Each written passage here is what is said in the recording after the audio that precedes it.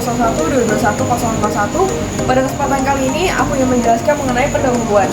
Pertama itu ada produktivitas primer. Apa sih sebenarnya produktivitas primer? Produktivitas primer di perairan adalah laju bahan organik reaksi fotosintesis per satuan volume atau satuan luas tertentu dari organisme autotrof atau organisme yang dapat menciptakan makanannya sendiri. Nah, sedangkan untuk mikrofita adalah organisme nabati mikroskopis yang memiliki peran sangat penting dalam produksi primer di ekosistem perairan. Meskipun kecil, mikrofita ini memiliki kontribusi yang sangat signifikan dalam produksi oksigen melalui proses fotosintesis. Nah, selanjutnya adalah Spirogyra sp. Adalah genus alga hijau yang ditemukan di perairan air tawar seperti kolam, sungai, ataupun danau. Nah, dia itu memiliki struktur yang unik karena dia mempunyai filamen dan spiral juga, dan berkontribusi dalam ekosistem perairan dengan menyediakan oksigen untuk menjadi bahan makanan bagi para organisme. Nah, produktivitas primer mikrofita dipengaruhi oleh cahaya, nutrisi, suhu, dan sirkulasi air. Dan cahaya memberikan energi bagi proses fotosintesis. Nama aku Muhammad Rahmatullah dengan IC 2015. Di sini aku akan menjelaskan tentang metode. Nah, untuk pertama itu ada alat dan bahan. Yang pertama, bahan itu kita ada kuasa, terus jadi, kemudian ada alat dari generasi, kemudian timbangan, spidol, sampel, label, terus ukur, kuantiti, saringan, terus kemudian ada tisu, bahannya itu ada Spirogyra sp, kemudian ada juga pupuk cair. Nah, pertama itu ada prosedurnya itu ada pertama itu ada penelitian biomasa dari mikrofita yang dilakukan pemeliharaan dalam stokres benih. Kemudian ada selanjutnya itu ada pengembangan perkembangan relatif dengan rumus yaitu FDR disalin ataupun biomasa basah awal, biomasa basah air dikurangi dan NO atau biomasa basah awal dibagi dengan waktu atau hari selama masa percobaan. Nah, selanjutnya itu adalah pengembangan dari ataupun waktu berganda dengan rumus yang pertama itu adalah dengan rumus itu DT len 2 dibagi dengan nilai penentuan laju biomasa pertumbuhan relatif.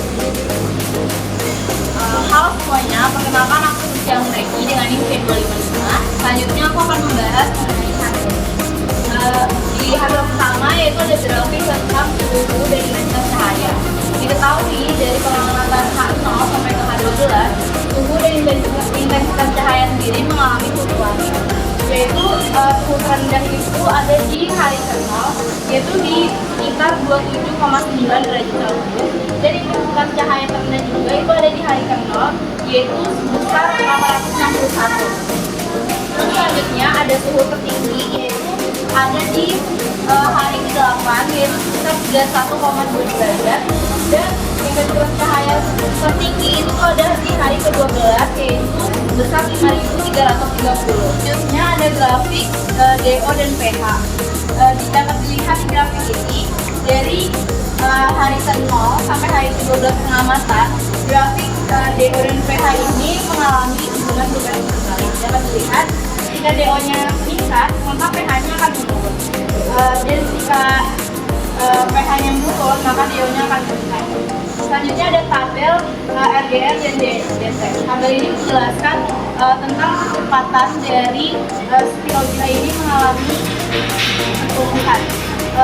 Dilihat bahwa di hari ke-0 bobot Spirogyra awal itu sekitar 3 gram, dan di hari ke-12 itu bobotnya mengalami penurunan sekitar 1,6. Itu bisa jadi kemungkinan disebabkan karena lingkungan tumbuh dari mikrofita Spirogyra sendiri ini kurang baik. Namun dapat dilihat mengenai nutriennya yaitu amonia, ortofosfat, terus nitrat dan nitrit itu mengalami kenaikan dari hari ke-0 hingga hari ke-12. Amonia sendiri di hari ke-0 itu sekitar 1,904, dan di hari ke-12 itu sekitar 2,934. Ortofosfat sendiri di hari ke-0 itu ada 0,0807, dan di hari ke-12 itu ada sebesar 0,0867.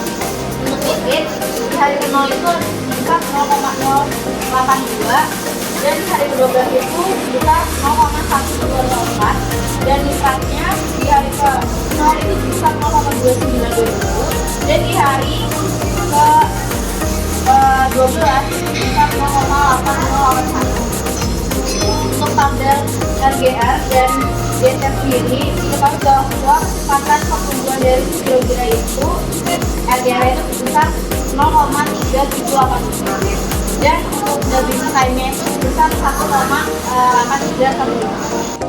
Aku Miftai ingin menjelaskan mengenai pembahasan. Pembahasan pertama adalah pengaruh cahaya terhadap suhu. Cahaya membawa energi panas yang akan diserap oleh cairan yang menyebabkan suhu dari cairan tersebut. Suhu juga dipengaruhi oleh faktor angin yang menunjukkan hubungan dinamis dan instabilitas.